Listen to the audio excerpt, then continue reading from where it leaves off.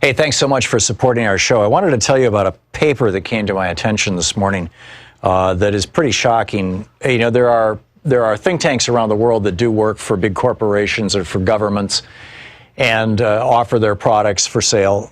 This one is from a company or an organization in Australia. It's titled, and the company is called Breakthrough, the National Center for Climate Restoration. And this report is written by the research director for the National Center for Climate Restoration, David Spratt, and a guy by the name of Ian Dunlop. Ian Dunlop is a member of the Club of Rome. He's formerly an international oil, gas, and coal industry executive, former chairman of the Australian Coal Association, chief executive of the Australian Institute of Company Directors, and chair of the Australian Greenhouse Office, with their current government. And was the experts group on emissions trading from 1998 to 2000. And the title of the report is Existential Climate-Related Security Risk, a Scenario Approach.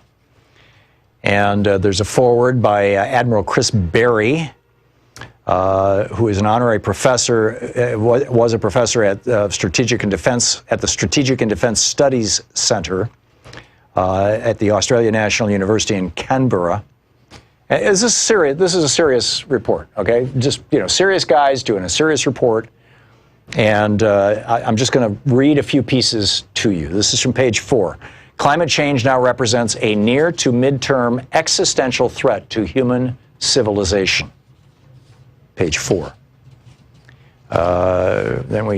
Then they go through all the wonky stuff and all the details, and then we get to this scenario, and this is page 8. A 2050 scenario, 2020-2030, from 2020 to 2050, they're assuming that policymakers fail to act on the evidence that the current Paris Agreement path will lock in at least 3 degrees Celsius of warming. So we hit this point, as projected in these studies. By 2030, we've reached 437 parts per million of carbon dioxide, which is unprecedented in the past 20 million years, and warming reaches 1.6 degrees Celsius. We're already over 1 degree Celsius, FYI. Then 2030 to 2050, emissions peak in 2030, then start to fall consistent with an 80% reduction in fossil fuel energy intensity by 2100. So in other words, we're starting down the road of the Paris Agreement by 2030.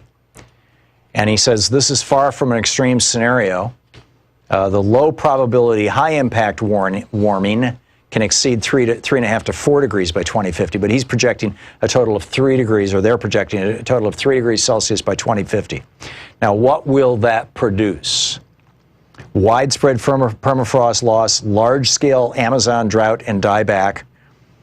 Then they go on 35% of the global land area, 55% of the global human population will be subject to more than 20 days a year of lethal heat conditions. The destabilization of the jet stream will alter the Asian and West African monsoons, and the further slowing of the Gulf Stream impinging on life support systems in Europe. North America suffers from devastating weather, including extremes including wildfires, heat waves, drought, and inundation, floods. The Australian word for floods. The summer monsoons in China have failed. The water flows of the great rivers are failing. Aridification, that's desertification, the conversion of land into desert, emerges over more than 30% of the world's land surface, most severe in southern Africa, southern Mediterranean, West Asia, the Middle East, inland Australia, and across the southwestern United States. We go to page 9. The lower reaches of the agriculturally important river deltas, such as the Mekong, Ganges, and Nile, are inundated, flooded. The world's most populous cities, including Chennai, Mumbai, Jakarta, Zhangzhou, Shenzhen, Hong Kong, Ho Chi Minh City, Shanghai, Lagos, Bangkok, and Manila, are abandoned. Even for 2 degrees Celsius of warming, more than 1 billion people may need to be relocated. And in high-end scenarios, the scale of destruction is beyond our capacity to model, with a high likelihood of human civilization coming to an end. That's from page 9.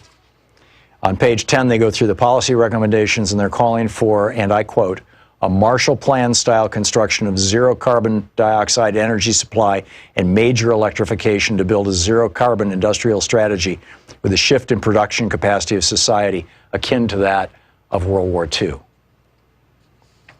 Which, by the way, is what Bernie suggested this week. Not to sound like a Bernie guy, but I'm guessing more and more of our presidential candidates will be promoting something like this, because this is what it's going to take. It's pretty shocking stuff. The end of human civilization by 2050.